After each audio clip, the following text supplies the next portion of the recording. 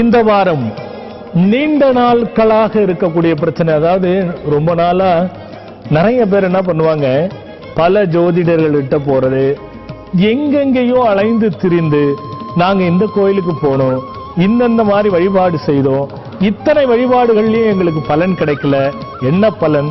திருமணம், குழந்தை பேரு, துன்பங்கள், அதுக்கப்புறமா கடன் சுமைகள், அப்படி எந்த பிரச்சனை, அதாவது இந்த நல்லா கவனிச்சுக்கங்க, நீண்ட நாட்களாக இருக்கக்கூடியவர்கள் இன்று இந்த நன்னாளிலே இப்பொழுது நீங்கள் அருகில் பார்த்து கொண்டிருக்கக்கூடிய இந்த அற்புத அன்னையினுடைய தரிசனம் மிகப்பெரிய ஒரு கூற்று.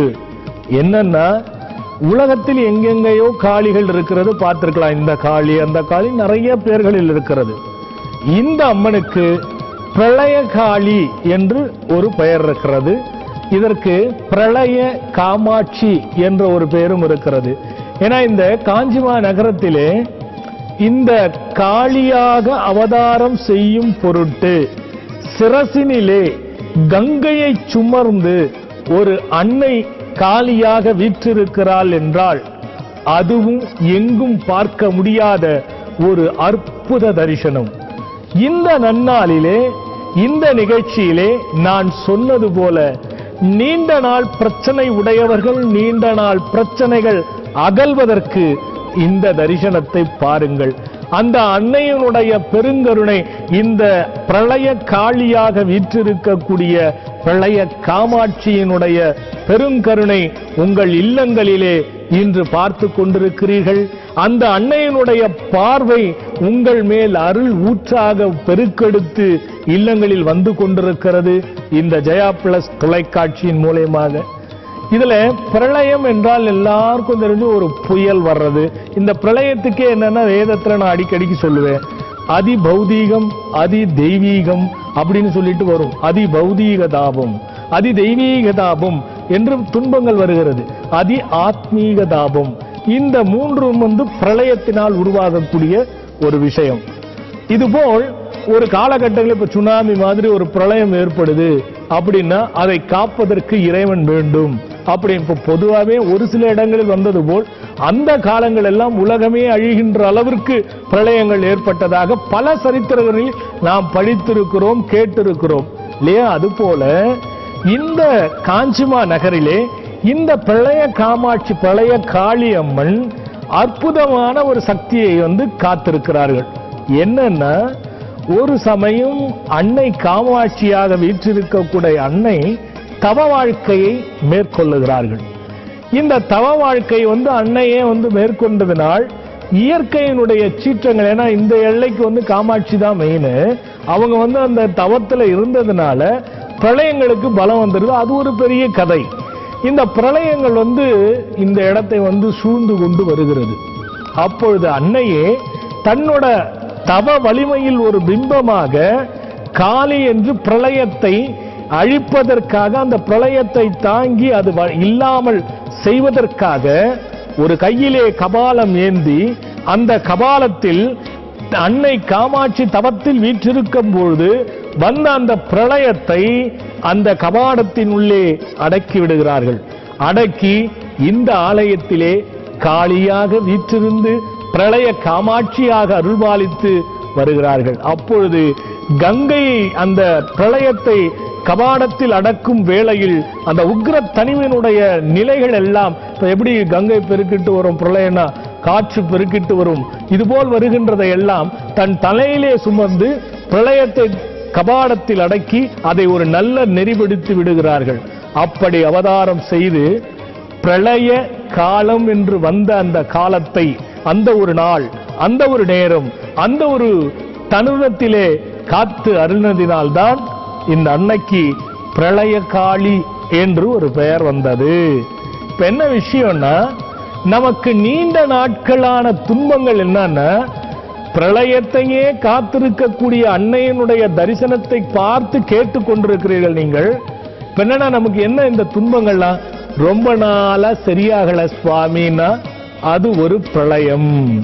ஏன்னா எந்த பரிகாரம் பண்ணியும் சரியாகலையே, எந்த வழிபாடு பண்ணியும் சரியாகலையே, எங்கெங்கயோ போயிட்டோம், எத்தனையோ தரிசனங்கள் செய்துட்டோம், சரியாகல, நீண்ட நாளாக எனக்கு வழக்கு தீரவில்லை, இங்கே உடல் சௌகரியம் இல்லை, அங்கே திருமணமாகவில்லை, எனக்கு குழந்தை பேர் இல்லை, எனக்கு வாழ்க்கையே சரியாக இல்லை, எனக்கு கடன் தொல்லைகள் இருக்கிறது, எனக்கு வருமானம் இல்லை, எனக்கு வேலை கிடைக்கவில்லை என்று ஏங்கி ஏங்கி எண்ணிக்கொண்டிருந்த உங்களுக்கு ஒரு அற்புதமான வாய்ப்பு இந்த நிகழ்ச்சி.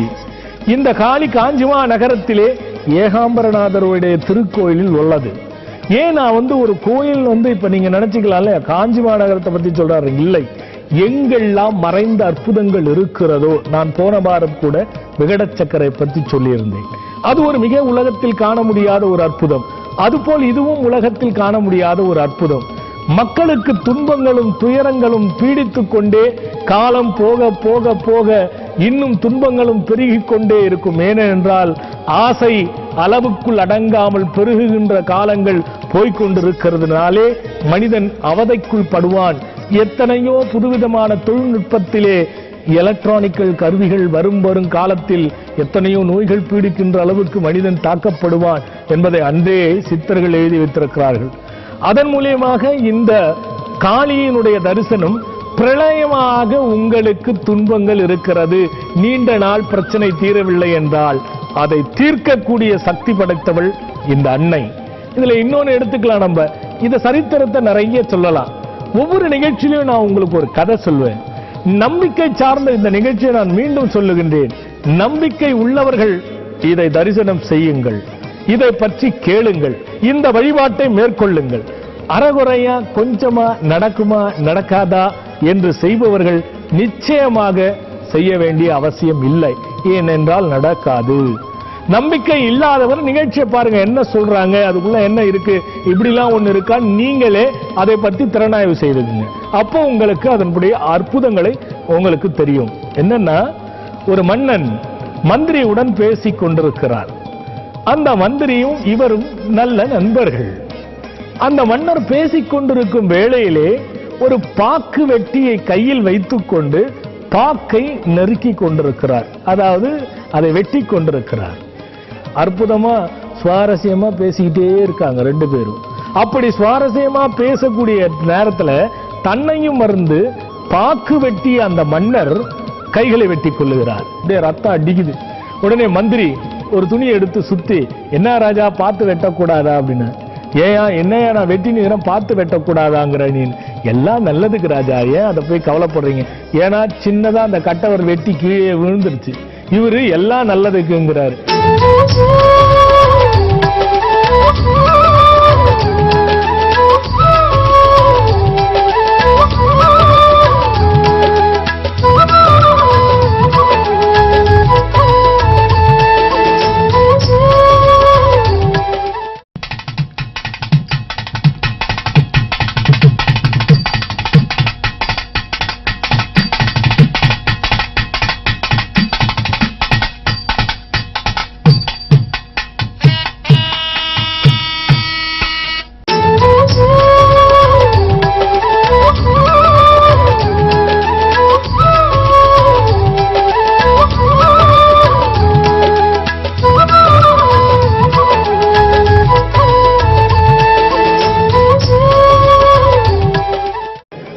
எல்லாம் நல்லதுக்கா, சரி அப்படின்னு பேசிக்கொண்டு இருக்கும் வேளையிலே அங்க ஒரு காவலாளி ஓடி வந்து, ஐயா, வேற்று நாட்டுடைய ஒருவன் படையெடுத்து வருகின்றான், உங்கள் மீது போர் தொடுக்க என்றான்.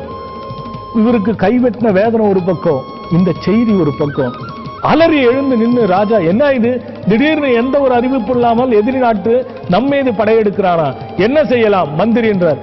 ஏன் சுவாமிக்கோ அவசரப்படுறீங்க, அவசரத்தால் பதறி செய்கின்ற காரியம் சிதறி போகும், பதறாதீர்கள், இதுவும் நல்லதுக்கு தான். உடனே ராஜாவுக்கு கோபம் வந்தது. என்னையா இது, கையை வெட்டிக்கிச்சு நல்லதுக்குன்னு சொன்ன, ஒத்துக்கிட்டேன், நாட்டுக்காரன் நாட்டையே சூறையாட வரான், இதையும் நல்லதுக்குன்னு சொல்றியே, இவன் ஏதோ சதி திட்டம் திட்டுகிறான், என் நண்பனாக இருந்தாலும் இருக்கட்டும், இவனை சிறையில் அடைங்கள்னு சொல்லிடுறேன். காவலாளிங்க எடுத்துன்னு போய் சிறையில் அடைச்சிடுறாங்க. உடனே மன்னர் போர் தொடுக்க போய்விடுகிறார். போரில் வெற்றி பெற்று விடுகிறார். இவருக்கு அந்த கையில் அடிபட்டதோட அந்த போரில் வெற்றி பெற்று, சரி நான் ஓய்வு எடுக்க வேண்டும், கொஞ்சம் என்னுடைய சிந்தனைகள் எல்லாம் தெளிவுபட இருக்க வேண்டும், நான் காட்டுக்கு போய் வேட்டையாடி வருகிறேன் என்று எல்லா காவலாளையும் அனுப்பிச்சுட்டு தனியா இவர் மட்டும் காட்டுக்கு போகின்றார்.